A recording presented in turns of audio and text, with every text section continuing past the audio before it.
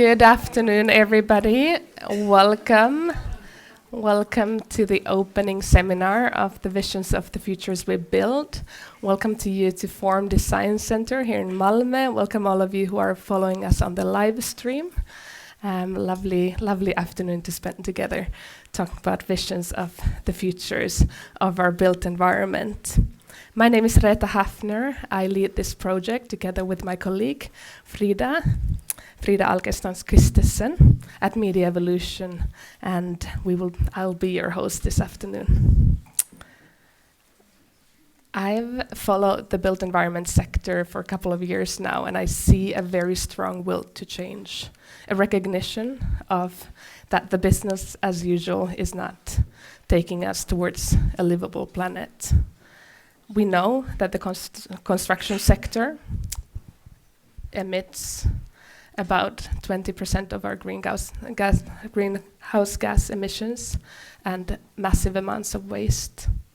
It's also our buildings are responsible for about 40% of the energy use in Sweden. We also know that a lot of social inequalities, lack of inclusion, and other social questions are linked to our built environment. There's a lot of important changes, very inspiring changes, innovations, and initiatives happening from the materials that we build, how we build, who we build with. At the same time, there's a sense that maybe we're not doing enough. Maybe we're not changing fast enough or taking the leaps that we actually need to take to rethink in order to create a sustainable built environment. This is where the Futures We Build comes in to answer or at least explore this question, this very bold question of how will the built environment and the sector shaping it look like, function, and be organized in a future Sweden where shared sustainability goals have been achieved. And here looking at both the sustainable development goals as well as smart built environments impact goals and principles like the European Bauhaus. And we're curious of not only of what we built and how our built environment looks like, but also of the processes, the systems, the structures, the different actors and different roles, even the values and cultures that permeate the futures that the sector is heading towards. With this, 4 teams through an open call were selected, and these teams have been working together, tapping into their interdisciplinary expertise and backgrounds, as well as different ways of engaging different communities and experts and experiences. And they've created 4 visions that we are here to celebrate and visit today. And the purpose of these visions is very much to support the built environment sector in Sweden to transform together. These visions, they portray futures in which there has been a strong will and some difficult decisions have been made. These futures are in many cases enabled by wise use of digital technologies, new ways of organizing and defining value, new ways of taking into account and making use of our old skills and competencies, and putting them into new roles and ways of working. In these futures, we have a built environment sector that is both mitigating and adapting to climate change, and circularity, reuse, and caring for our existing buildings are standard. And they very much showcase a future sector that is deeply committed to environmental and social sustainability, inclusion, and resilience. These are not grand visions or set destinations. See you in 2055, and this is how the future will look. Instead, these are possible futures. They are maps. They're maps to guide us in the transformation that the sector is undergoing. They are also provocations that push us to really reconsider the way we think, the way we work, the way we organize. And they're also invitations to create local visions, regional visions, organizational visions that are aligned with the ambitious goals that we're all agreed on that we need for our planet. And they're also cornerstones for us to use when we reimagine why, how, what, and for whom we build in the future. Today, we're going to hear a few words by Mikael Strömgren from Smart Built Environment, and then I have the pleasure to welcome the teams on stage, and we'll hear from their visions and a little bit of how their process has been and what their wishes for the future are. And after that, we'll welcome 2 members of our 7-member advisory board to come and share some of their reflections and learnings and ways forward before we close and continue our afternoon and visit the visions. With this, for those of you who are here in person, good to know, fire exits are in the back and also where you entered the building, something to keep in mind. With this, I'd like to welcome the Deputy Program Manager for the Smart Built Environment Innovation Program at IQ Samhällsbyggnad, Mikael Strömgren, to say some welcoming words. The floor is yours, Mikael.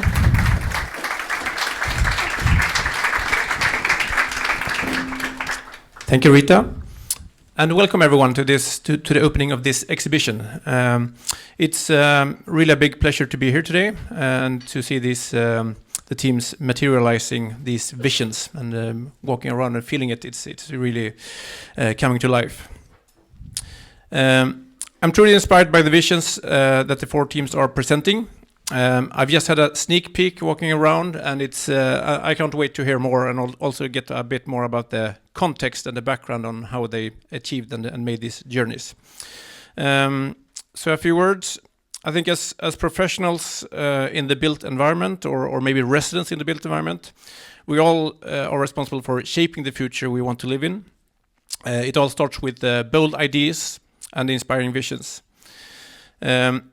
The Smart Built Environment program drives digital transformation in the built environment. We're backed by government funding, by funding from Vinnova, Formas and Energimyndigheten. But we are equally matched by funding from the parties in the sector itself. So it's a joint venture between the public and the private party. And so far we've supported more than 300 innovation projects over the 9 years that we've existed as a innovation program. And from my point of view and the program's point of view, we think that technology has always been a driver to change. And in our program, we see that digitalization can play a key role in tackling the major challenges that we have in society, such as climate change, resource efficiency, creating sustainable cities, and not least creating social sustainable solutions as well. However, to us, technology has never been a goal itself. It's a catalyst of ensuring that we can adapt and innovate in new ways to meet these challenges. And that's why I'm especially proud of this project. It brings us fresh perspectives and provides us new opportunities to as we shape these new futures. So with that, I'd like to extend a big thank you to Media Evolution for driving this forward and leading the project, to Form and Design Center for providing the venue for us, and our theme leader, Petra, who is over here, who's been pivotal in creation of the project, and not least the fantastic creative teams that are here today. So thank you, everyone. Thank you. Thank you so much, Mikael. We will soon hear from the teams, but before we do, we are going to be traveling into the future soon. You're going to hear 4 different types of futures. We have kind of different timelines, but we know and also one of the teams might claim that the future is already here today. But I also wanted to share this experience of the future is in a way, it's an imagined place that exists in our minds as of today. We know that a lot of the built environment we've inherited from past generations will also be there, but it doesn't yet really exist, or does it? But for us to be able to access that does not yet really exist, I invite you to just imagine. We're going to travel 30 years, it's 3 decades into the future, into the year 2055. And just you can close your eyes if you feel comfortable with that, and just do the math first. How old will you be? And since all of us are finite human beings on this planet, maybe you won't be with us anymore. Maybe you can think of someone that you love who will be there. How old will they be in 30 years, in 2055? And think of, what do you kind of know for sure will be there? How do you imagine your life to be? Maybe you can imagine just waking up in the morning. Where do you wake up? And who's around you? And what do you wish you're waking up to?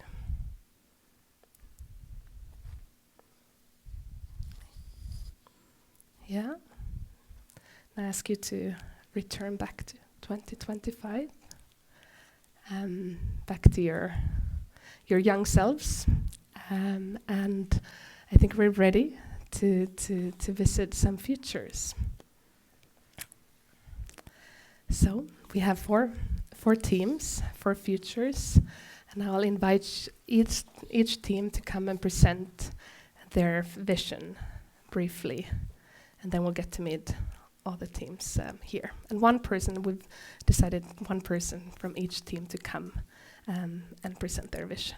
The first team is Now is the New Tomorrow, and with this I ask, is it Gustav Magnusson to come and present the vision? But if all the team members could stand up and wave. Yeah.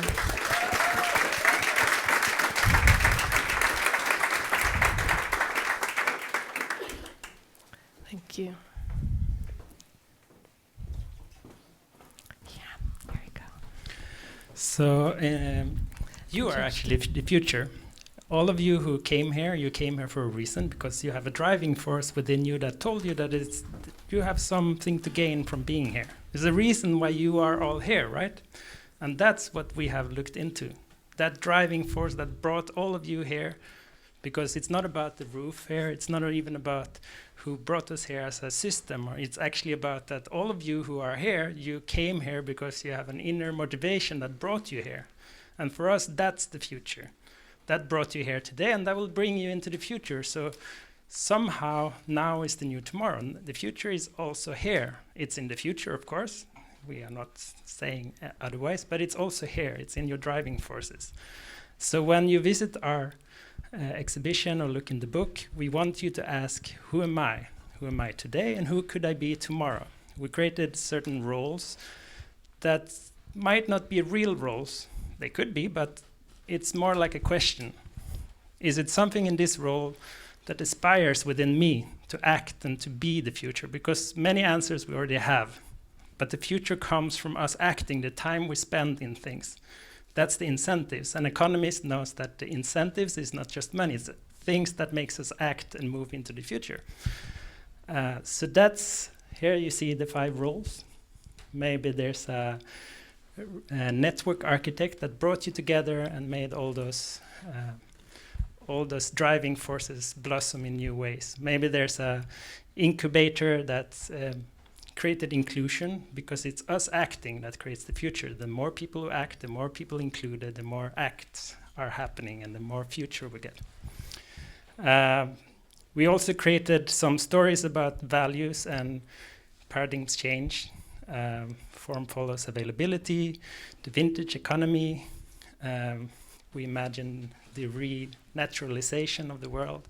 We imagine a world where we care more from one another, because if it's driving forces that rules, then we also need to care about our relationships, not only building houses, but people. And that, I think, is a short essence of what our whole thing is about. It's about becoming ourselves, and who am I? Because if we are not becoming ourselves, how can the society become itself? Thank you so much, Gustav, and thank you. Now it's the new tomorrow.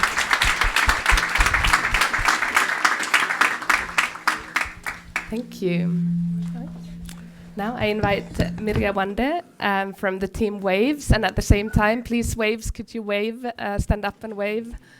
So many waves. Yeah. Is it working? Okay, welcome to Waves. Do I do the? Yeah. Welcome to Waves, the first prototype neighborhood in the harbor of Malmö in 2050. Here, life revolves around water, and we live by it or in it, and we eat the food from the sea farms, and we indulge in the water culture that defines this area. Life is organized in the forum, and it's a digital operating system for city planning in the future. Here, the citizens can create visions and collaborate and find solutions for design problems in the society, and see the city through each other's eyes. Prototyping is key for citizen engagement. And we have, in this process, we started out with interviewing a lot of citizens in Malmö who are voices that are seldom heard in the city development process. And they informed us into the first prototype of the forum, which is here at the exhibition today, and you can try it for yourselves. And I also want to show you, since we're a large group, you saw everyone standing up here, and international group as well. We have had a digital process board and have looked at all those system changes that we have to take for our vision to become the future. So that's kind of what we have, and we'll welcome you to talk to us and discuss how these changes will come to life. Thank you.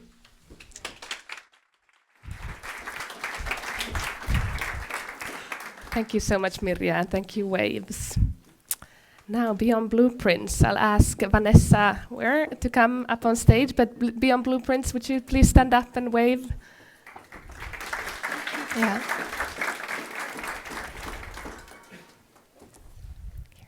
Thank you, Rita. Hi. Crisis is seeping into our society today. What if we created meaningful, happy places instead? Wouldn't that be a bold move? In 2040, we go beyond blueprints and co-create these places.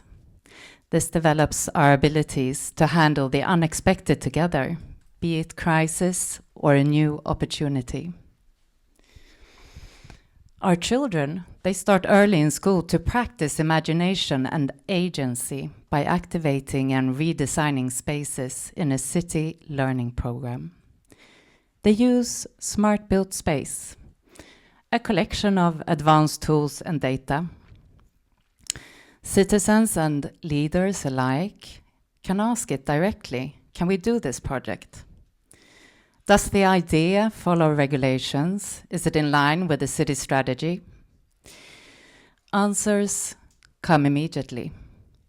Places, partners, buildings, materials that share values and common goals are connected with ideas and individuals that want to contribute. Just like a pencil sketch of nature, people I speak to today in 2025 instinctively understand how they should contribute, and they have ideas. They also trust that the smart built space can work. In the smart built space, assets are online, creating more value. They also shift the role of the owner.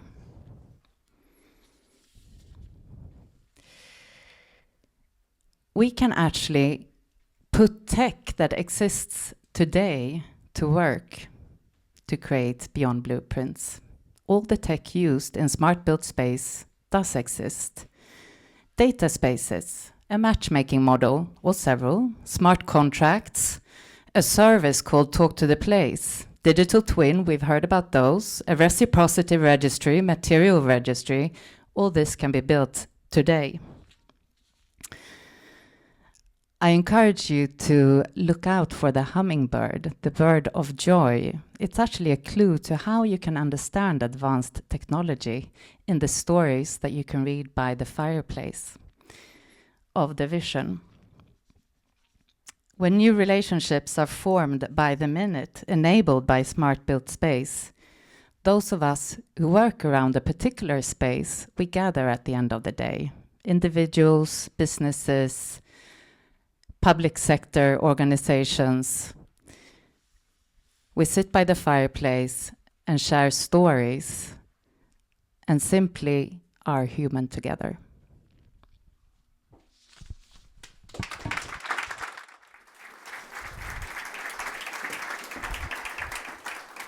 Thank you so much, Vanessa, and thank you, Beyond Blueprints. Our team, the final team, Rehearsals. I'm going to ask Luve Di Marco to stand on stage, but please, team Rehearsals, could you please stand up and wave to everybody so that... sorry, inte. Det var det. Tack. So for us, I think the key question has been, in thinking about the future sustainable construction sector, is how do we address existing buildings? How do we address what's already there? Partly in order to make better use of it, but more importantly also to learn from what's already there in what we nevertheless will need to continue to develop and to build. And for us, a key place maybe to look is in the stock of the Million program. These sort of 10 years of intense and visionary building, whose stock nevertheless is approaching a kind of place in time when there's renovations needed to this stock, but whilst also representing a build quality that in certain cases, like in our case study in Rosengård, represents a quality that actually matches and even surpasses the quality of what we usually sort of build today. Nevertheless, this stock is also threatened due to openings for potential demolition, but also sort of a political short-termism in certain decision-making processes that have started to undermine not only the sort of social value, but actually the material value that is inherent in these properties. And there's quite a lot actually of value in these properties.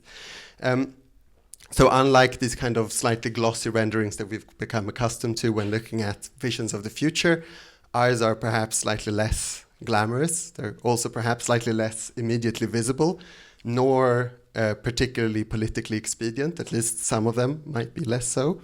But I think they offer a sort of way to engage with and hopefully sort of slightly shift the models that we interact with today in shaping our sort of future society, especially in regards to housing. So trying to reverse the trends that we can see across the strait in Denmark, where sort of half of our team at least was located,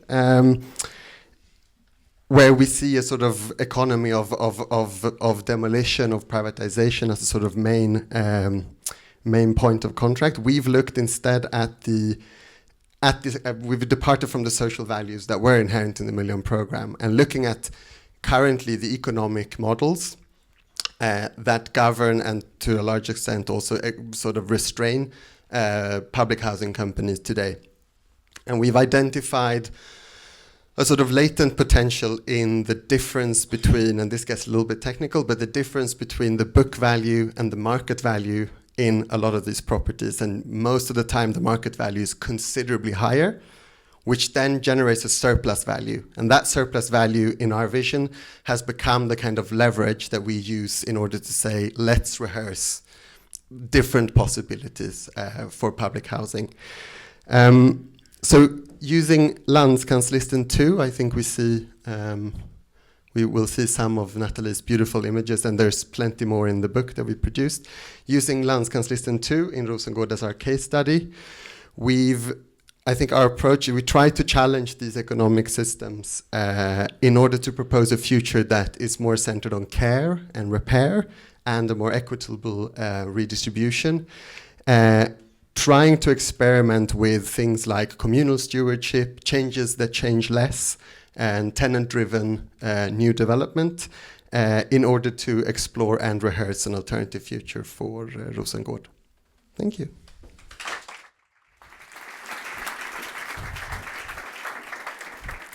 Thank you so much, Love, and thank you, Rehearsals. With this, I'd like to invite all the teams on stage, or all the team representatives, not everyone, it's a small stage, so only the 4 of you who were here. And I have a couple of questions for you. Let's put a team. Yeah, let's see. Yeah, don't fall off the stage. Love, will you come a little bit closer so we can fit in camera? Hi, well done, wonderful. Thank you so much for sharing.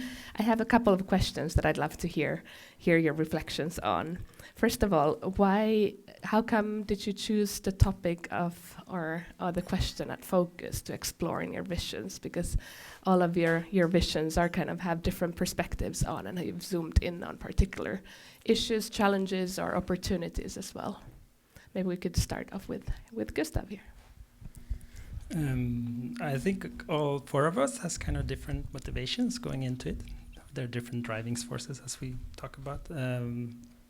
One of the question that led to it might be the book that I wrote the last 2 years, where I interviewed 100 urban planners all over the world, and my conclusions was that maybe we are not looking for the future, maybe we're looking for ourselves, and that leads us to asking who are we? It's our proactivity that creates the future, and our roles and who we are. And that's a really interesting question to discover. And then we had our different angles onto that.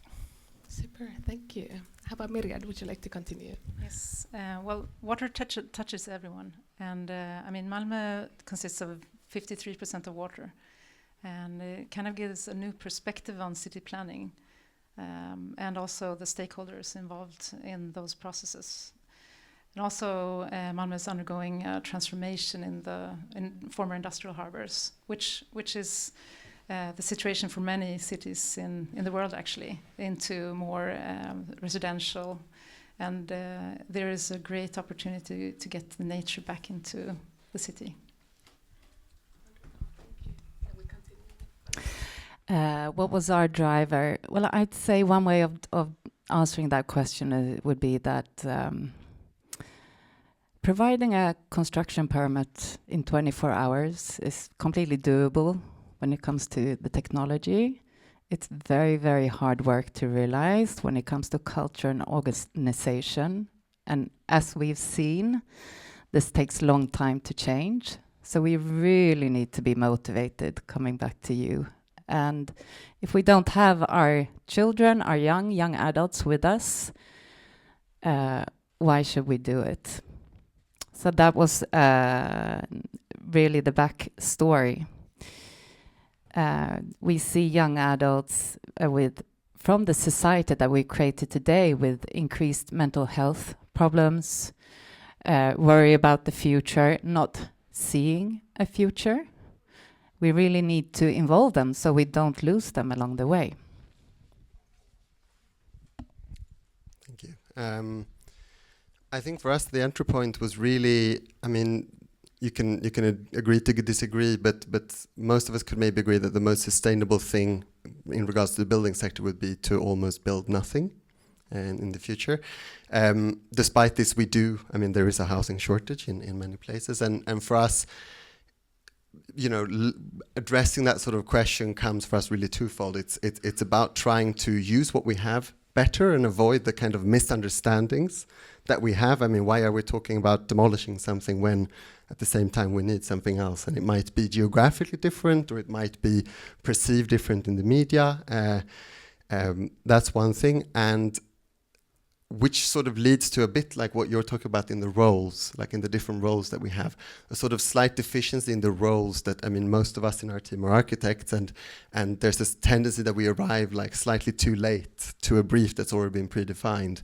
And how can we try to, gather the right actors in order to listen and learn before we jump to these kind of conclusions that generate these misunderstandings in the first place? So that's what we've really tried to do, speaking to residents, to property owners, to developers, to our excellent panel that have guided us. And yeah, it's been just trying to do the work that we sometimes don't have the time to do before we start. Thank you. Thank you for the answers. You can hold on to the microphone and start answering the next question, which is, all of you have been working with this for over 6 months now and having conversations and in different formats with a lot of different actors, both within the sector but also outside of the sector. Has there been any kind of big learnings, surprises, or anything that you've come across throughout in this process? I mean, I think, should I start answering? I think one of the main learnings for us is really how valuable a lot of buildings from the Million Program era are, and how deliberately that value, and we're talking pure economical value here. I mean, there's a lot of cultural and social value, etc. But really, the financial value of these properties is really present. But it's currently being, I mean, there are private actors that are extracting a lot of wealth from this stock, whilst the ongoing sort of externalities that shape these areas are giving us a sort of slightly false idea that these are areas without worth, without value. And especially in conversation with Martin Grander, who is also here in the room, I think, who studied this much more closely, there is really like a tangible economic value in this. And then comes the question, like, how can, like, whilst these are still publicly owned, how can the public, which is essentially to some extent us, right? How can we utilize that value in order to prevent what's currently happening? That was really interesting to us. Should we? Yeah, we'll do. Okay, learnings. Well, we had 6 team members with 6 different perspectives, and this was, of course, really exciting. It also takes a lot of time to combine perspectives. That's not a quick conversation. It's very multiple layered. And I think one of the learnings for me personally, if I may, is also we had an ambition. We wanted to make a straightforward story that was concrete, that young people, young adults, 15 to 26 years, could relate to and understand. And I think there's a point in doing that, because across an organization, everyone needs to come and join into the future. Everyone needs to understand. So putting this advanced, enabled world based on technological infrastructure that's quite different from how we operate today, into a language that we can use so that we can discuss it, was also quite some work. And I'm not sure we arrived at any finite point at all, but we had a go at it.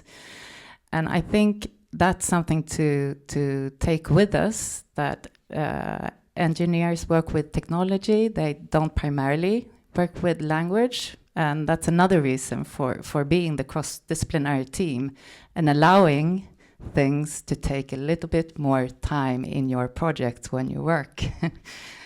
Not always business as usual, because we need to develop that language to understand and to bring in people who can co-create with us. Thank you. Thank you, Vanessa. How about waves? Yes.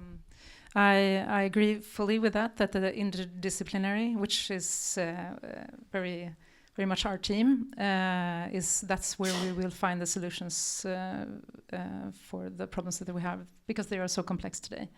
But it also, as you said, it takes time. And I think very rewarding with this project was to get to go deep and think through a whole idea. That's very seldom we get to do that. We often get, as architects, we often get just one piece of the project, as you also mentioned, Love.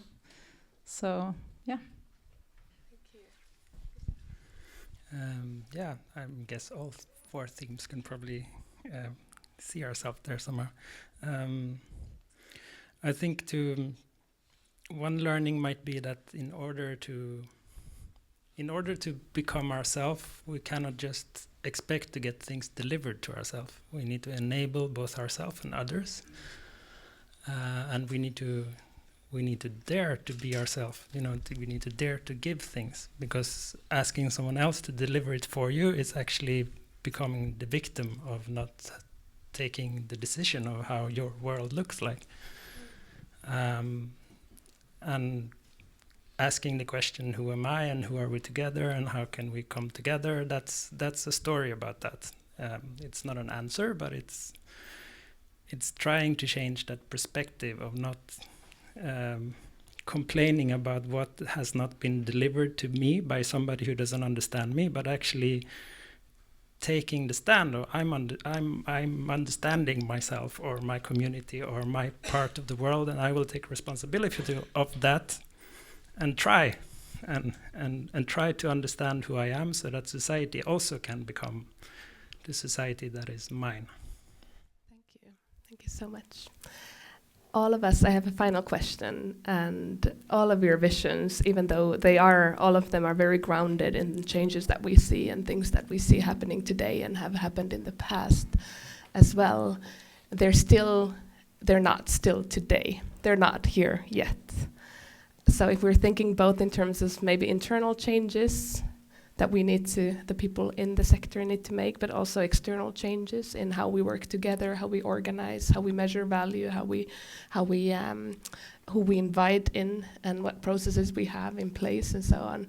Is there anything kind of particular maybe a leverage point, one place where you're like, this is where we should start, or this is the change we really need in order to get to the other side? Now I get.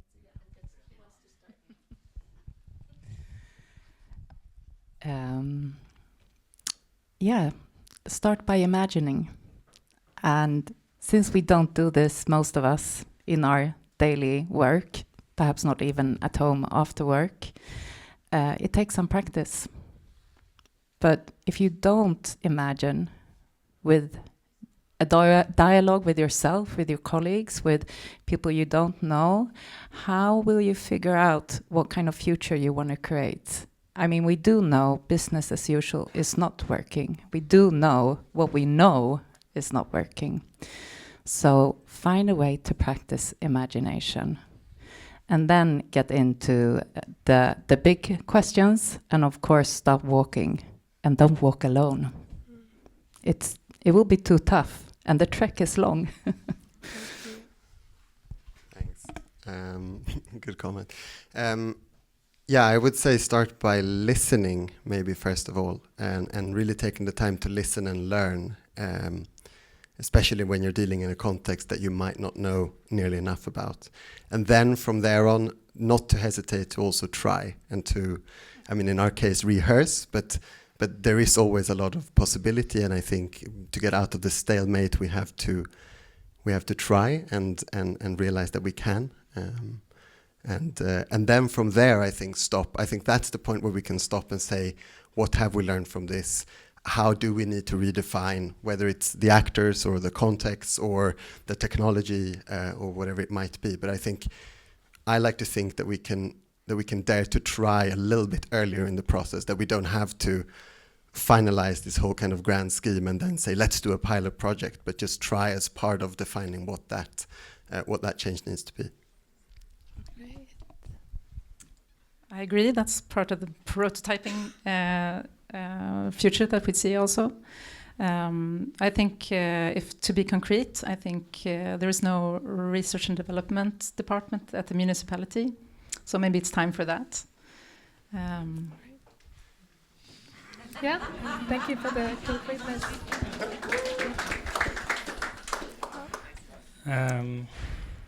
To play on a name, now is the new tomorrow, I challenge you to go home, look at all your goals at your working places and ask yourself which of these goals are actually constraints. Could it be that it's not a goal, it's something I need to do today, now? Maybe it's not sustainability goal 2030, maybe it's something we need to keep within our boundaries today.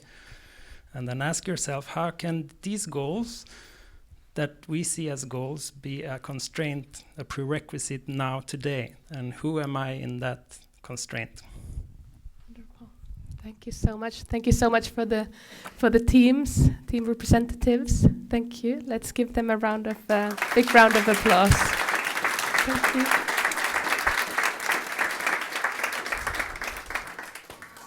Wow. Wonderful. You'll soon, those of you who are here at Form Design Center, you'll soon get to go and talk to the teams and ask them questions and explore their visions. But before we do that, I would like to ask 2 of our 7-member advisory board to come on stage.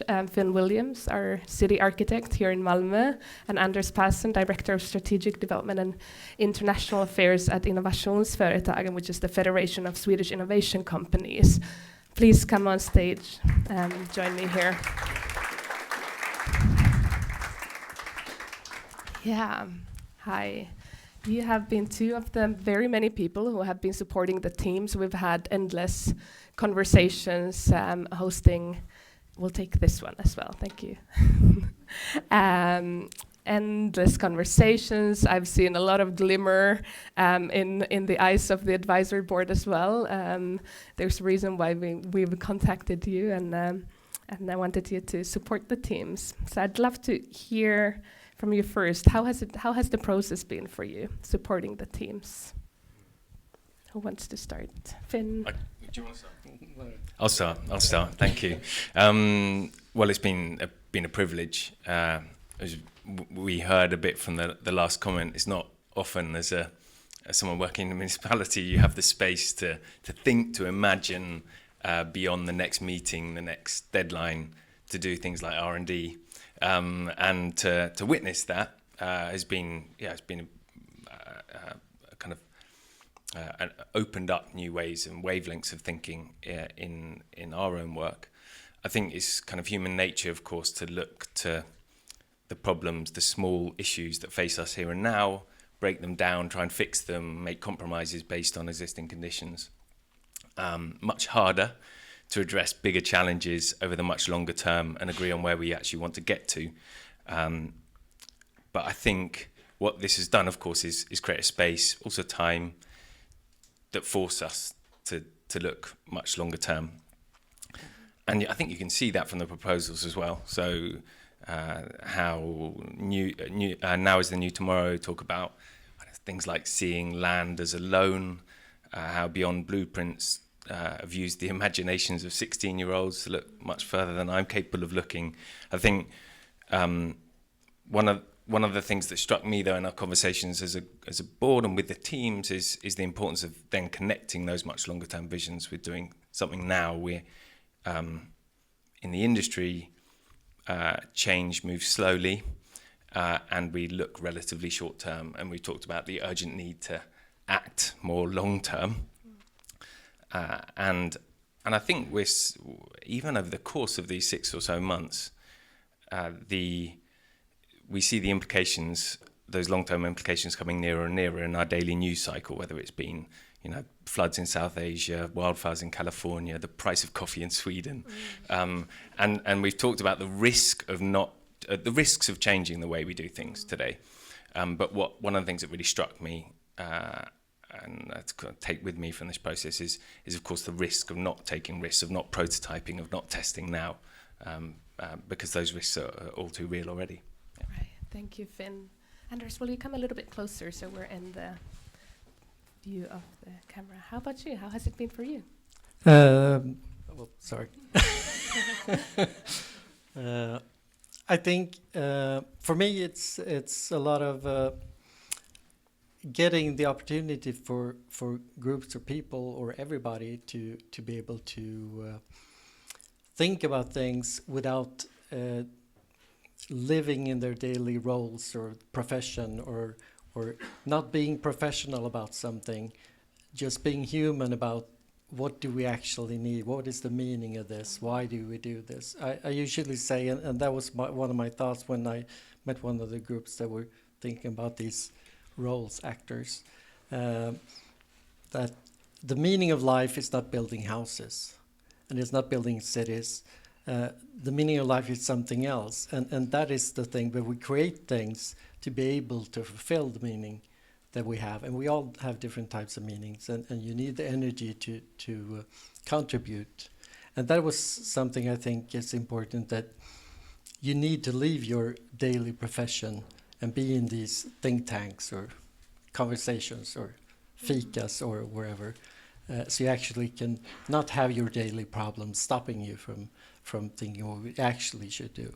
And that was so also that you have different groups or people in different rooms, and they are all thinking about different things.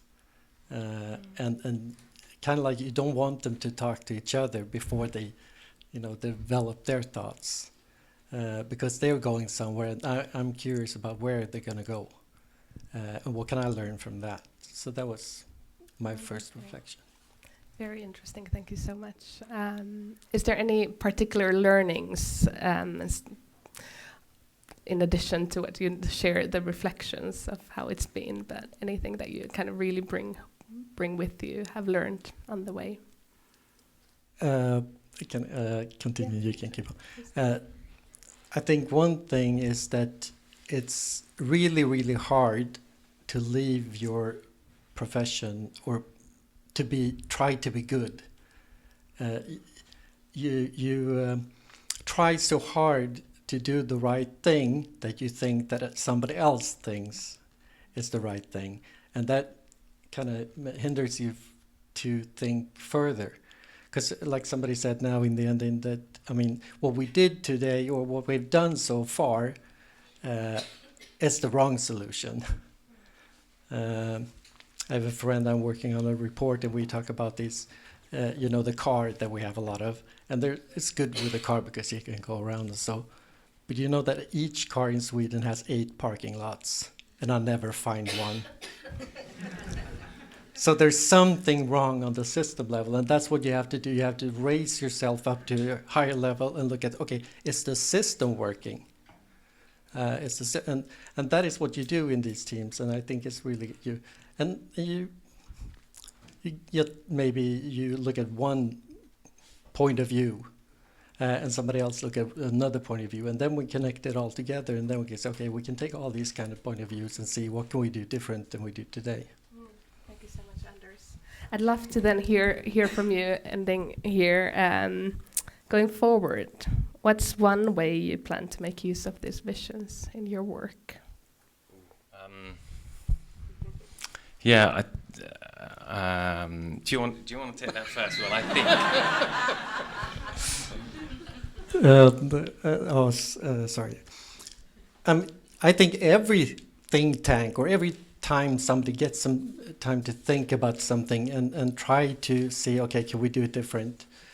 There is something you always can take with you. I always take stories with me, and maybe I rewrite them sometimes, and maybe I sell them to somebody else, or when I'm out in a different country, we talk about it, and I say, what do you think about this thought?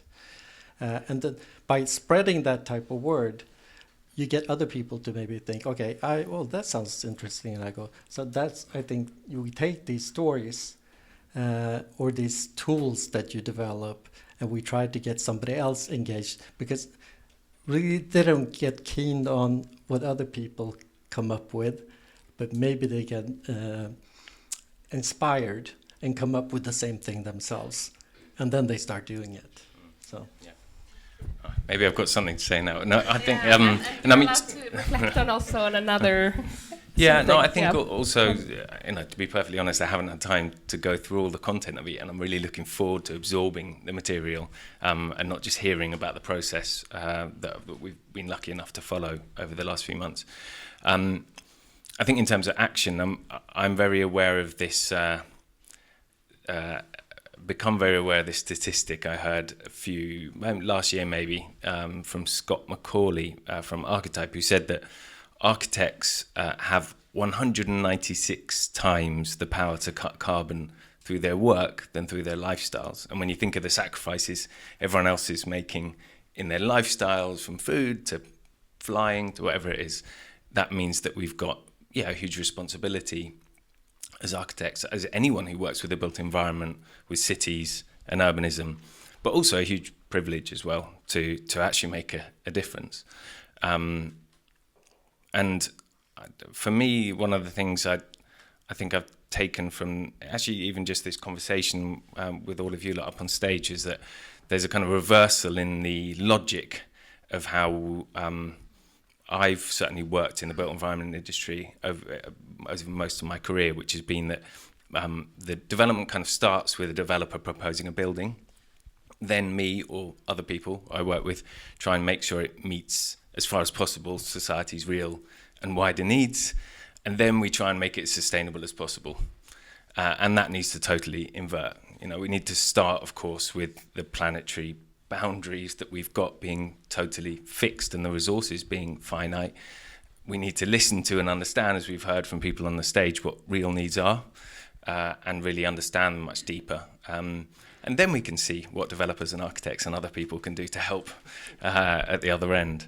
And I think you can see that in a lot of the proposals as well, how Rehearsals talk about care, repair, equitable redistribution of resources, changes that change less. There's a lot of space for us to work for anyone who works in those cities, but we just need to do it in the other order. Thank you. Thank you so much, and thank you for supporting the team, and thank you also the other advisory board members. So we look forward to calling you in a couple of months and asking how the work is going. Thank you. Let's give Finn and Anders a round of applause. Thank you. Our seminar here is coming to an end. Before we close the formal part of it, I have a few things to share.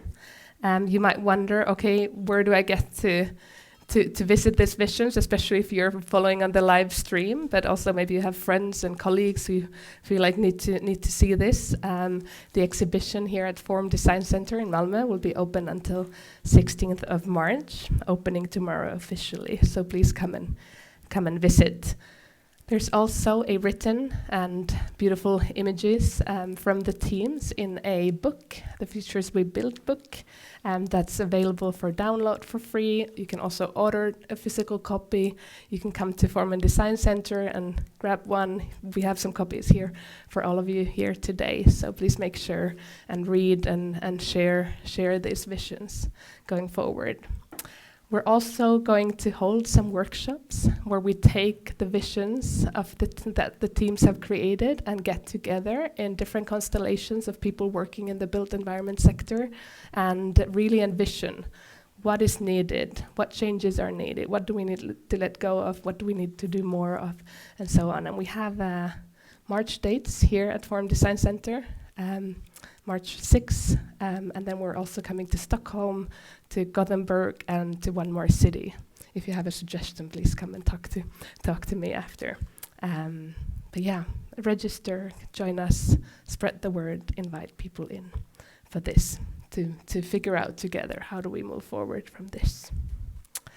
Once again, an invitation to reimagine. As you've heard, maybe it's not in 30 years, maybe it's in 10 years, maybe it's tomorrow, maybe it's now already that the changes are happening, and they are happening, and hope that by visiting these visions and really allowing yourself to take yourself into them and consider what needs to change, what can we keep on doing, what should we foster in the here and now, you will have a wonderful experience and have an opportunity to take another perspective of where we're headed going forward.